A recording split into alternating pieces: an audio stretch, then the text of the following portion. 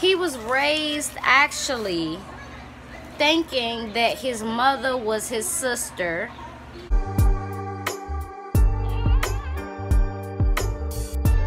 What's up, everybody? It's your girl B Octavia, and welcome back, or welcome to Be For Real Podcast.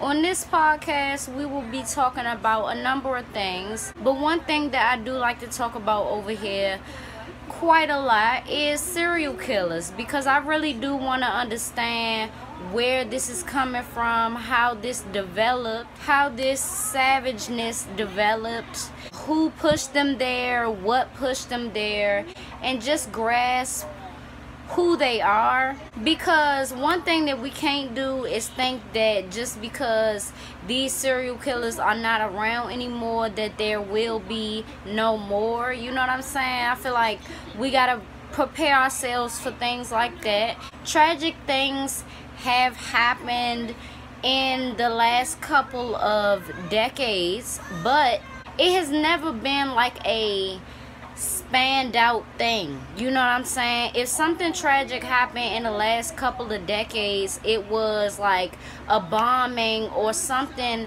where a lot of people in one space was affected. You know what I'm saying? Not this many people was affected and then you move on and this many people was affected. So yeah, so today I want to talk about Ted Bundy. I'm going to tell you about his childhood if you don't know. Now, Ted Bundy was born November 24th, 1946. His original birth name is Theodore. He was raised actually thinking that his mother was his sister. And he thought that because his mother, she had him, it doesn't actually disclose the age, but she had him as a result of a relationship that ended, you know, a brief thing. And he was conceived out of wedlock at the time. During those times, that was really frowned upon. So she considered giving her child, Ted Bundy, giving him up for adoption. It was her father that insisted that Ted Bundy, or Theodore we should say at the time, Theodore, to come and live with them as a family in Philadelphia. As nice as that is, as nice as that was for him to do, he didn't take into account that he, the grandfather of this child, had a raging temper. Now, let's talk about his mother, Eleanor Louise, and we will get into the grandparents as well, who told everybody that they was the parents, even the child. As he was growing up, his childhood was very stressful and unhappy. His grandmother suffered from depression and agoraphobia, which is an extreme or irrational fear of open spaces and crowded places. So I can only imagine that they wouldn't really go anywhere that a kid would like to go, you know, or do things that a kid would like to do, because number one, grandma or mom was depressed. And when people are depressed, they don't want to get out of bed. They don't want to help the kid. They don't want, you know what I'm saying? A lot goes into that. And then agoraphobia. You already don't want to leave the bed, but you don't want to take them nowhere and let them run around. You know what I'm saying? So, and like I told y'all, his grandfather was described as having a raging temper. His violent acts would include throwing or kicking the house pets, cats and dogs, if they're in his way or whatever the case is, and being very verbally aggressive and abusive towards employees and towards his family. And even though he include his grandson so bad, and he stopped his daughter from giving the child up for adoption, his anger and his temper still directed towards Theodore, also known as Ted Bundy. So Ted Bundy was physically and mentally abused on a daily and ignored by his grandmother, which he thought was his mother. But where was his mother? It does say that he considered her to be a good sister because she will always take care of him.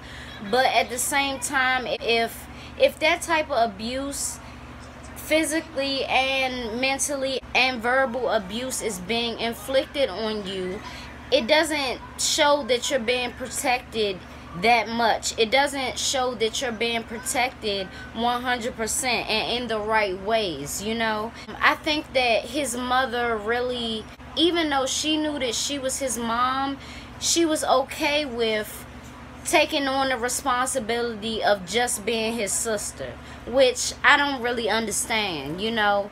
Even though y'all all are going along with this lie and it makes sense to everybody and nobody asks questions, because in reality you had a child out of wedlock, that doesn't mean that you just take on a responsibility of a sister knowing that you are the mother. You know, you are supposed to be there 100%. And if you are out providing, I understand that, but you got to understand your parents. You grew up in the shit as well, you know. So would you really want your child to be in that? You know, the grandmother that can't even really take care of herself because she's so depressed or in fear of going outside. And then you got a grandfather that has a raging temper. You can't win being a 1, 2, 3-year-old. You can't win in that. You know, it's chaotic. It's chaos. It's hectic. It's stressful.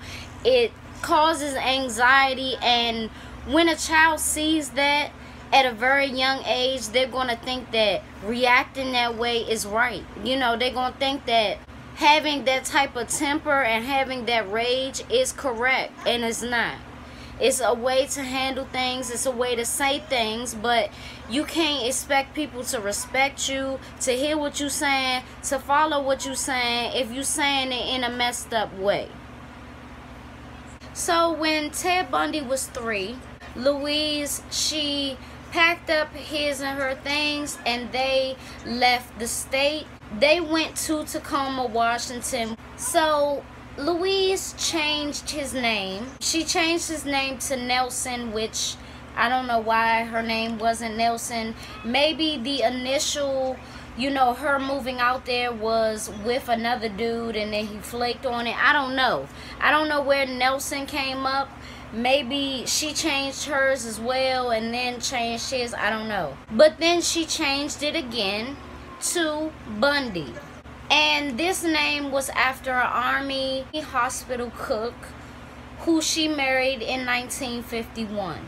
His relationship with his stepfather was very strained. And it was actually from the start, and I feel like it was jealousy. You know, it was, damn, I just got my mom to herself and now she met this man that she's all for and that she wants to build this great bond with, but I don't know her as a mother, you know. I just know her as my sister. And at 3 years old, you can't expect him to know that at that time, but it gotta be confusing. Like, how am I leaving my parents to live with my sister? I don't get, like, how do you explain that? Only a mother can make those type of decisions. So in many statements it says that Ted Bundy would challenge his stepfather, would challenge him verbally and really make him snap. You know what I'm saying? He hit his trigger point a lot of times when talking to Ted Bundy because he felt like he wasn't good enough for him a lot. And Ted Bundy made him feel that way. His stepfather, Johnny Bundy, was a very hard worker. He worked for the Army and he made a decent pay, and it was enough to take care of his family. He had Ted Bundy, which wasn't his child for real, and they had 4 other children down the line. So he was providing for his family, but Ted Bundy always was so materialistic, and he always wanted more. He wanted better clothes, he wanted this, he wanted that, and none of which he could get himself. So in having conversations with his stepfather, he would make his stepfather feel inadequate. So I feel like a lot of it was Ted Bundy being jealous, and that jealousy just built as more kids came into the picture. You know, Eleanor Louise became pregnant 4 times and had kids, and he was pushed to the back burner. I've seen no statements that said that Eleanor Louise and her husband were, you know, had domestic violence situations, but a lot of it was Ted Bundy not wanting to be in the situation that he was in. You know, he didn't want to be in Tacoma, Washington. He didn't want to be with this new man. He didn't want to be really with a person that he considered his sister.